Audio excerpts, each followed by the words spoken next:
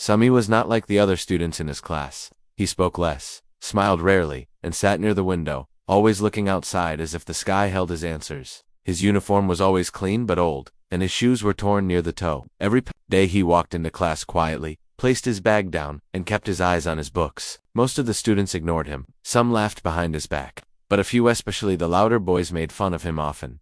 "Hey Sami," one of the boys shouted one morning. "Does your dad fix shoes too?"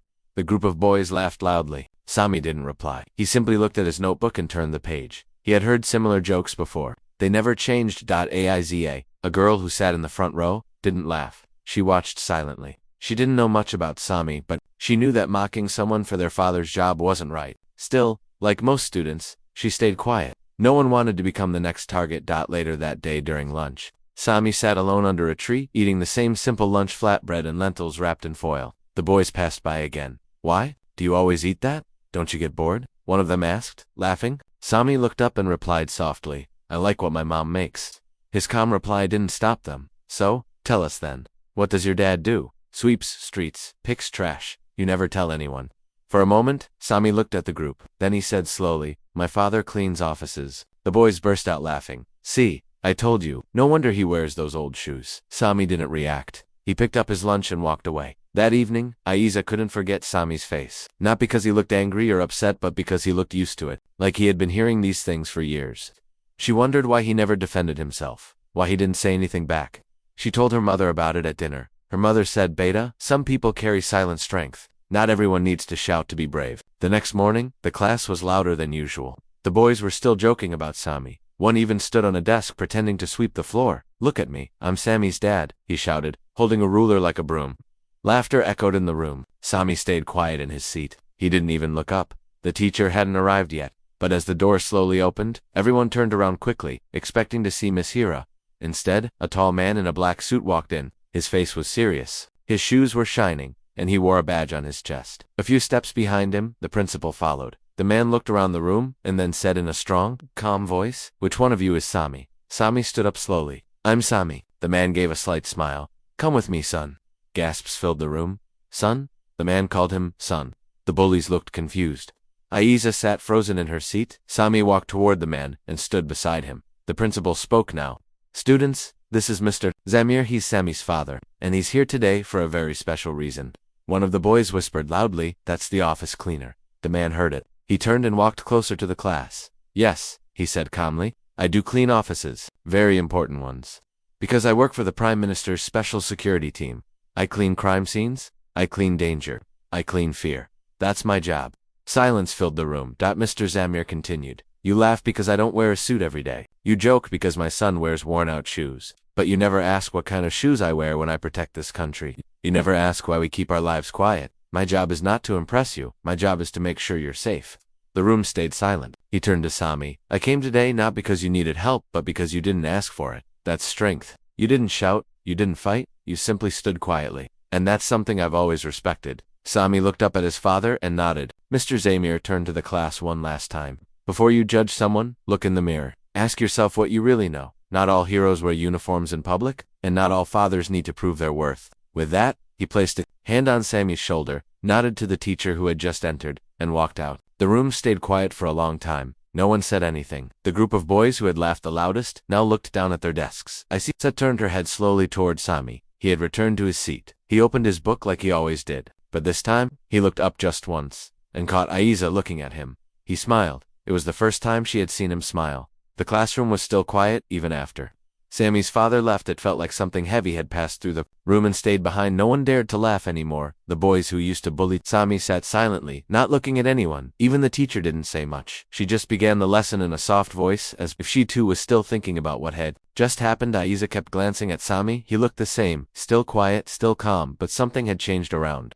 him now. The air felt different, like people saw him with new eyes at break time. Students gathered in small groups whispering about the man who had walked in. They couldn't stop talking about the badge on his chest, and how he had spoken with such power. Someone said he was in the army, another said he worked for the Secret Service, a third student claimed he saw a government car outside the school. Nobody knew for sure, but the story spread quickly. Aiza walked past a group of girls who were whispering, "He said he cleans fear." "What does that even mean?" one girl asked. Another replied, "Maybe he fights terrorists or something." Big Aiza didn't say anything. She was still thinking about Sami. And the way he had stood up when the man entered, not scared, not angry, just strong and calm. Later that day during lunch, Sami sat under the same tree eating the same simple lunch. But something was different this time. People weren't laughing, they were watching from a distance, unsure what to say or do. Aiza took a deep breath and walked toward him. "Can I sit here?" she asked. Sami looked up for a second and nodded. She sat beside him on the grass. They ate in silence for a minute. Then she said, "Your dad, he's amazing." Sami didn't look at her. He just replied, "He's a good man. He works hard and he loves what he does."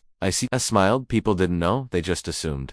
Sami turned to her now, looking directly into her eyes. "It doesn't matter what they think, I know who he is, and that's enough." Aiza nodded slowly. "I wish more people thought like you do." Sami looked away again. "Not everyone has to like me. They just need to stop hurting others. That's all." After lunch, as they walked back to class, one of the boys who used to bully Sami stood by the door. His name was Daniel. He looked nervous and unsure when Sami walked past. Daniel opened his mouth, as if to say something, but then closed it again, and looked down. Aiza noticed, but said nothing, maybe for the first time. Daniel felt something close to shame. The next few days at school were quiet for Sami. No more jokes, no more whispers, at least not to his face, but behind his back. The curiosity grew stronger. Some students searched the internet for the name, Zamir. Some even asked teachers about the security badge he wore. No one could find anything clear, and that only made the story grow bigger. One afternoon after school, Aiza's friend, Hina, pulled her aside. "Hey, I heard Sami's dad was once in the military, and then worked for the government, but something went wrong." Aiza frowned. "Wrong? Like what?" Hina shrugged. "I don't know, maybe something secret. He never talks about it." Aiza shook her head. "That's because it's none of our business. Maybe he stays quiet to keep people safe." Hina looked unsure, but didn't argue. The next day, something strange happened. A black SUV parked near the school gate. A man in a dark suit stepped out, walked into the office, and then left quietly within 5 minutes.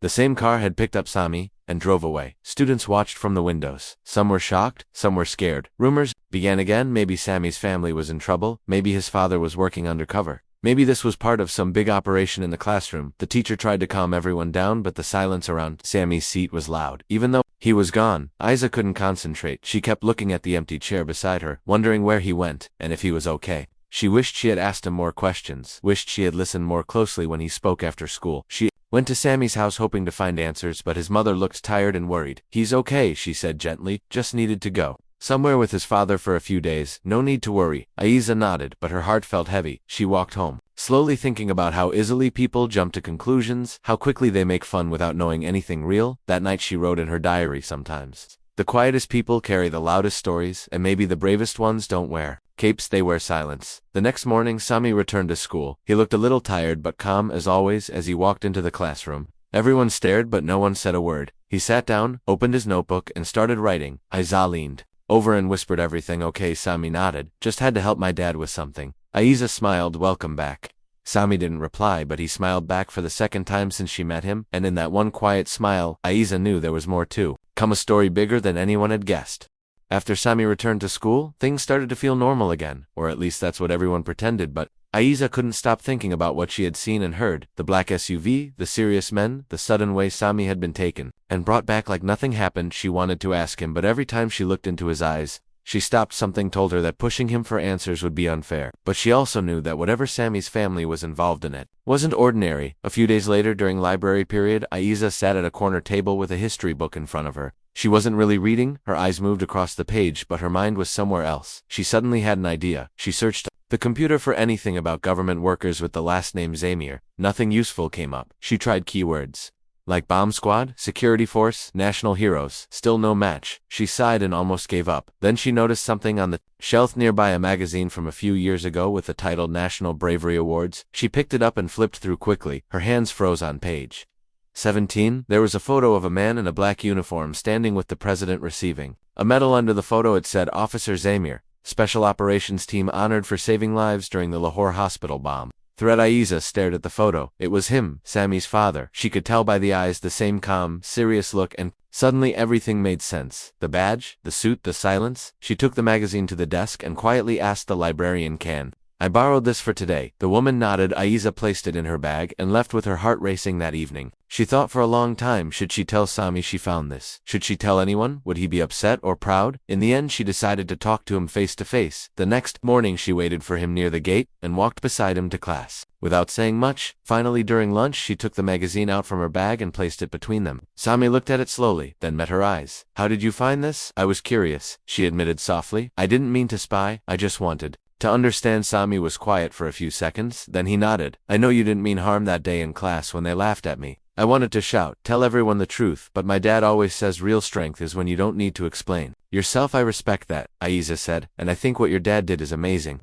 Sami opened the magazine and ran his fingers over the photo. This was the scariest day of his life. He told me once that he didn't know if he would come home that night. He said the hardest part was not the danger, but the thought of leaving me and my mom without goodbye. Aiza listened closely. Something inside her ached for Sami. She had never seen this side of him, so open, so vulnerable. She wanted to tell him he wasn't alone anymore. Later that week, the principal made an announcement. A special event was being planned called Honoring Silent Heroes. It would be held next month, and students were encouraged to bring stories or photos of people in their lives who served the country in quiet ways. Aiza immediately thought of Sami's dad, but she waited, hoping Sami would bring it up himself. The idea of the event spread quickly. Students began talking about who they might mention. Some had uncles in the police, others had grandparents who worked in hospitals during tough times.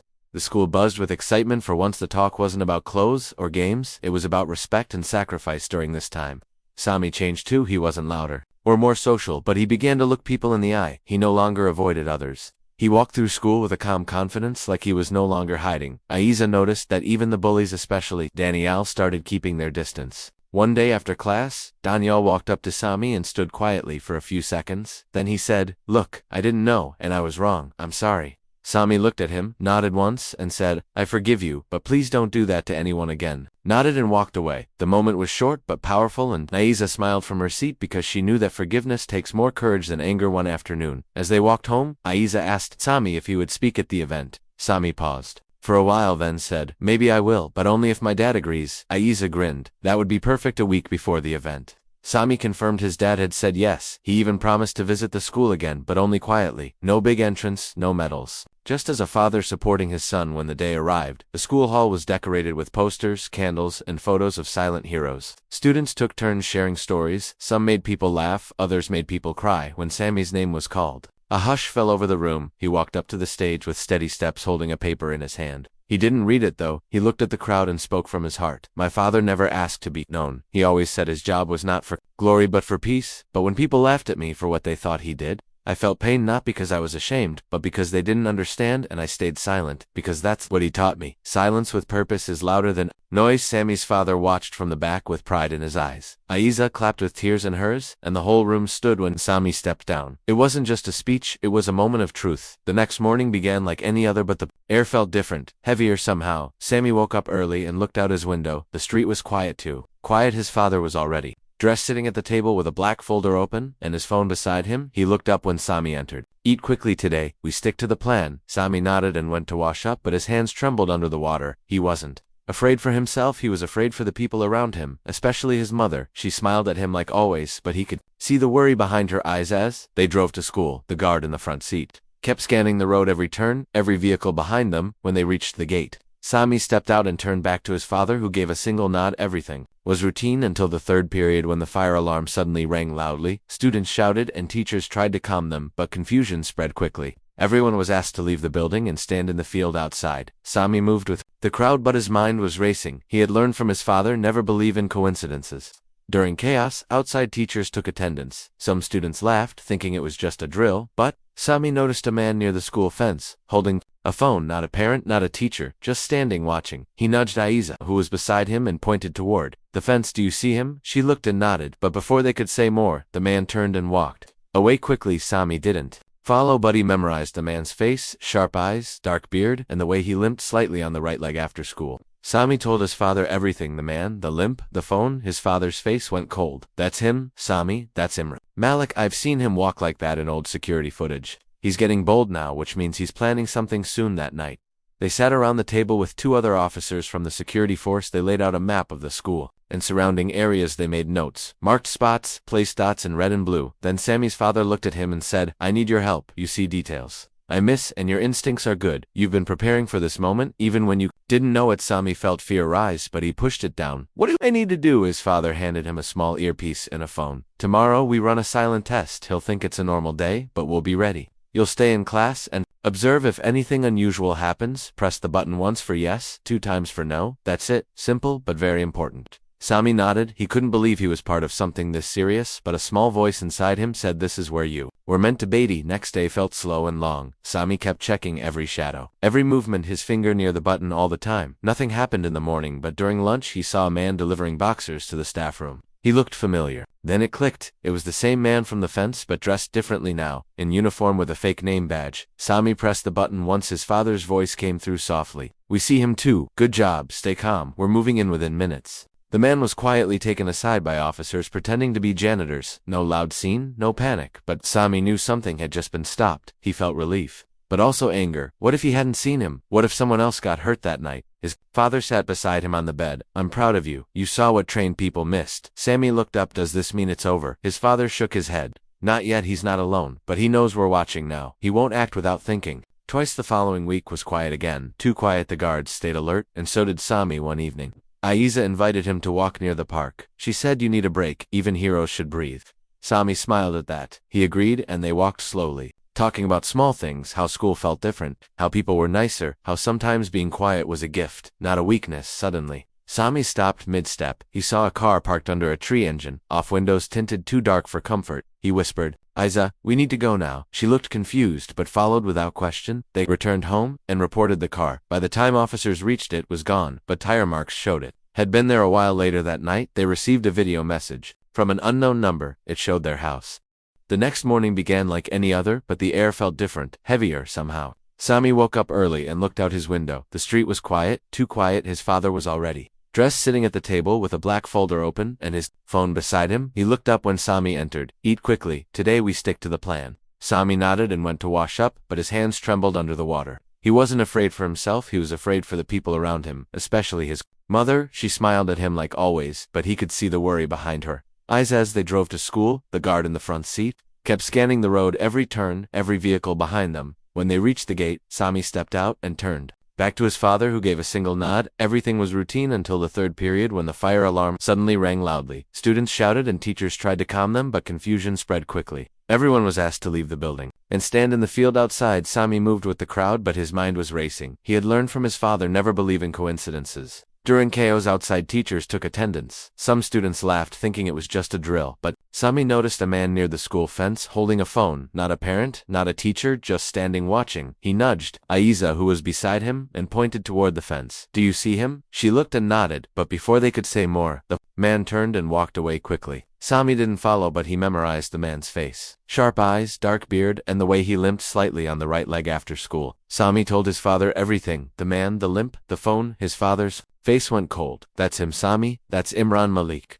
I've seen him walk like that in old security footage. He's getting bold now, which means he's planning something soon. That night, they sat around the table with 2 other officers from the security force. They laid out a map of the school and surrounding areas. They made notes, marked spots, placed dots in red and blue. Then Sami's father looked at him and said, I need your help. You see details I miss, and your instincts are good. You've been preparing for this moment, even when you didn't know it. Sami felt fear rise, but he pushed it down. What do I need to do? His father handed him a small earpiece and a phone. Tomorrow we run a silent test. He'll think it's a normal day, but we'll be ready. You'll stay in class and observe. If anything unusual happens, press the button once for yes, 2 times for no. That's it. Simple, but very important. Sami nodded. He couldn't believe he was part of something this serious, but a small voice inside him said, this is where you were meant to be. Next day felt slow and long. Sami kept checking every shadow, every movement, his finger near the button all the time. Nothing happened in the morning, but during lunch he saw a man delivering boxers to the staff room. He looked familiar. Then it clicked. It was the same man from the fence, but dressed differently, now in uniform with a fake name badge.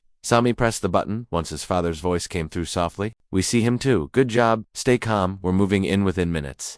The man was quietly taken aside by officers pretending to be janitors. No loud scene, no panic, but Sami knew something had just been stopped. He felt relief, but also anger. What if he hadn't seen him? What if someone else got hurt that night? His father sat beside him on the bed. I'm proud of you. You saw what trained people missed. Sami looked up. Does this mean it's over? His father shook his head. Not yet. He's not alone, but he knows we're watching now. He won't act without thinking twice. Following week was quiet again. Too quiet, the guards stayed alert, and so did Sami. One evening, Aiza invited him to walk near the park. She said, "You need a break, even heroes should breathe." Sami smiled at that. He agreed, and they walked slowly, talking about small things. How school felt different, how people were nicer, how sometimes being quiet was a gift, not a weakness. Suddenly, Sami stopped mid-step. He saw a car parked under a tree engine, off windows tinted too dark for comfort. He whispered, "Aiza, we need to go now." She looked confused, but followed without question. They returned home and reported the car. By the time officers reached, it was gone, but tire marks showed it had been there a while. Later that night, they received a video message from an unknown number. It showed their house from across the street, zooming in on windows' doors. The message was clear: "We're watching too." Sami felt cold inside. His father tightened security again. The tension returned, this time stronger than before though. Next morning, a new plan was made. They would not wait for danger, they would draw it out. A fake announcement was posted online saying Sami's father would speak at a public school event. Details were shared, but the event was fake, a trap. The goal was to see who showed up and how. Sami was nervous but ready. He helped prepare the hall, placed cameras, hid small sensors, helped officers hide in plain clothes. On the day of the event, everything looked normal. Chairs filled slowly, staff stood by the stage, but Sami watched the door every second. Then it happened. A man entered wearing a staff ID. He smiled too much, moved too carefully. Sami pressed the button. Once he's here, officers moved quickly but silently. They followed the man until he stepped into a quiet hallway. Then two guards blocked both ends of the corridor, and before the man could move, he was surrounded. The trap had worked. They had him. And no one in the audience even knew something had happened later that night. Sami's father hugged him tighter than ever. "You helped stop something terrible today," he said. "You kept many people safe, and I'll never forget that." Sami smiled for the first time in days. His heart was still racing, but this time from pride, not fear. He looked at Aiza, who gave him a quiet thumbs up, and he knew this was just the beginning of a new chapter, one where he was no longer just the quiet boy with old shoes, but something much more. The school slowly returned to normal after the failed attack. Most students never even knew how close they had been to danger. The few who did only whispered about it quietly. The hallways were peaceful again, but for Sami, everything had changed. He was still the same boy with quiet steps and calm eyes, but now there was a strength in his silence. People noticed him differently. Teachers looked at him with respect, and even the principal nodded when he walked by. Aiza stayed close, always offering a smile or kind word, and Sami began to feel something he had never known before. He felt seen, not for his father, not for the danger, but for who he really was. One morning after assembly, the principal made an announcement that surprised everyone. "We have a visitor from the ministry today," she said, "and she would like to meet one of our students in private." Sami looked up, unsure who it was about. Then the principal's eyes met his. "Sami, please come to the office. There's someone waiting to see you." He stood slowly, his heart beating fast. He didn't like attention and didn't enjoy surprises. When he entered the office, a woman in a gray suit stood by the window. She turned and smiled warmly. "You must be Sami," she said calmly. "I've heard a lot about you." She introduced herself as Miss Farah from the National Youth Development Board. She explained that stories of Sami's alertness and bravery had reached important ears. They had reviewed security reports and recommendations from local officers, and had decided that Sami should be nominated for a special leadership program. It was designed for students who had shown courage, wisdom, and character in difficult times. Sami listened quietly, unsure how to feel. He never thought his quiet actions would lead to something like this. Miss Farah handed him a letter and said, "Read this with your parents. We believe you have something rare, and we want to help you grow it." When he got home, he showed the letter to his parents. His mother teared up quietly and hugged him. His father looked proud but serious. "This is a great opportunity, son, but remember, true leadership is not about medals. It's about staying honest, even when no one is watching." Son nodded. "I know, Papa. I don't want attention. I just want to learn and be useful." His father smiled. "Then this is the right path." Over the next few weeks, Sami was interviewed by program leaders, given reading materials, and taken on small training trips. He learned about community service, emergency planning, and team building. He also met other students from different cities who had done brave things in their schools and towns. Some had stopped fights, some helped during natural disasters, others had spoken out for what was right. Sami felt small among them at first, but then he realized they all shared one thing. They never thought of themselves as heroes, they just did what felt right at school. Things continued to improve. Daniel, the boy who once bullied Sami, had changed completely. He now volunteered at school events, helped teachers carry books, and even stood up for another student who was being mocked one afternoon. He approached Sami again. "I've been trying to be better," he said softly, "because I realized strength isn't about being loud." Sami looked at him and replied, "Sometimes the strongest people say the least." They shook hands, not as friends maybe, but as two people who had grown in their own ways. One evening after a training session, Sami and his father sat on the rooftop looking at the stars. His father asked, "Do you ever miss the days when you were invisible?" Sami thought for a while. "Sometimes, yes. It was easier not to be noticed, but I think being quiet helped me listen and understand." His father nodded and said, I always told myself that silence is not weakness. It's waiting for the right moment to speak. As the months passed, more people learned about Sammy's story. He was asked to speak at a local youth conference. It was his first real public speech, and he felt nervous for. The days had become peaceful again. Sammy continued his leadership training, and school life was going smoothly. He smiled more often now, though still quiet. He was no longer invisible. Aiza remained his closest friend, always supporting him without expecting anything in return. They studied together, walked home sometimes, and even helped organize a small charity drive for winter clothes. Sammy's story had inspired many students to believe in kindness and strength in silence. Everything felt like it was finally falling into place until one Thursday morning when something unexpected happened. It began with a letter, a plain envelope slipped under their front door. Sammy's mother picked it up and called his father, who opened it carefully. Inside was a single photograph. It showed Sammy walking with Aiza. After school, a red circle drawn around both of them. No words, no message, but the meaning was clear. Someone was watching again. His father's face hardened immediately. He picked up the phone and made a few quick calls, then turned to Sammy. Stay home today. I need to make sure this isn't what I think it is. Sammy nodded, his chest tightening with worry. Later that afternoon, an officer visited their house. He had dark eyes and a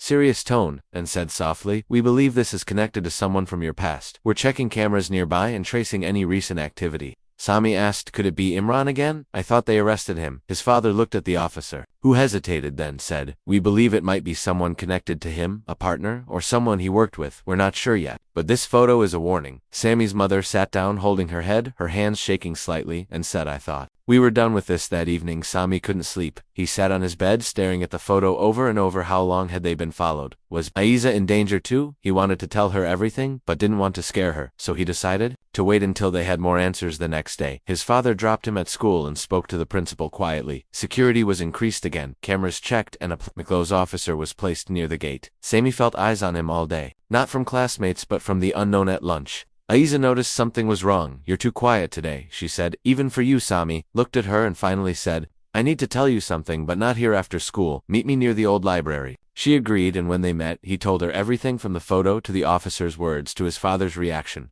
Aiza listened without interrupting, then said slowly, "I'm not afraid, I just want to know how I can help." Sammy felt a strange sense of peace hearing that. He nodded and said, "I don't know what's coming, but I'll protect the people I care about." Over the weekend, his father met with old contacts. They pulled up files and names, and one name kept appearing in connection with Imran Malik, a man named Saeed Yusuf, a former intelligence officer who went rogue and disappeared years ago. Rumor said he was angry at the system and blamed people like Sammy's father for ruining his career. If he was back, it meant trouble, not just for their family but possibly others too. Sammy overheard part of the conversation and understood more than they realized. This was bigger than just revenge. It was unfinished business. On Monday morning, Sammy walked into school as usual, but he was more alert. Every face, every sound, every movement. He noticed everything. During math class, he saw someone outside the window standing near a parked bike, just staring, not moving. He pressed the emergency button on the device his father had given him and texted him quickly, "Someone's watching again," within 10 minutes. 2 officers arrived and quietly checked the area. The man was gone, but he had left a note on the bike. It said, "Next time,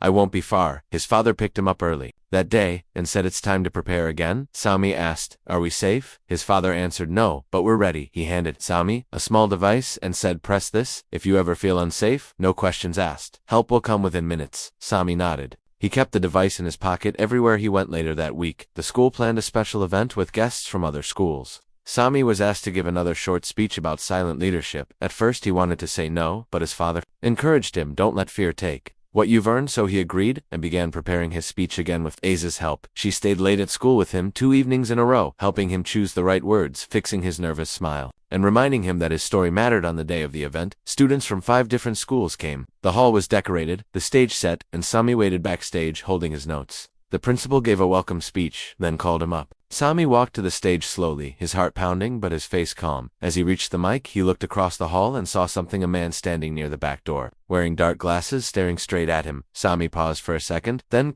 began his speech. "My name is Sammy, and I used to think that being quiet made me weak, but I learned that silence can carry strength and wisdom when used for the right reasons." He spoke clearly, confidently, and every word felt truth. A man at the back took out a phone and sent a message, just 2 words, "It's him," then slipped out of the door, unnoticed. Sammy finished his speech to loud applause and stepped down, smiling a little, but his father was already moving through the crowd, checking exits, watching corners. The moment they got home, his father said, "Something's coming, Sammy, it's closer than we thought." That night the house was quiet, but no one could sleep. Sammy sat on the edge of his bed, still wearing his school uniform. The sound of the speech still ringing in his ears, but his eyes kept going back to the man at the back of the hall, the way he stared, the way he left without clapping. His father walked in holding his phone. I got confirmation, he said. It was Sajid Yusuf, the man who used to work with Imran. He's been hiding for years, but he came out today, and for one reason only, to see you. Sammy's heart raced. Why would he come for me? His father sat beside him. He blames me for what happened in the past, and now he thinks hurting you would hurt me more than anything else. Sami looked down and said softly, what do we do now? His father placed a hand on his shoulder. We don't wait this time. We lead the next move. I have one chance to end this, and I want you far away while it happens. Sami shook his head. No, I'm not running, not anymore.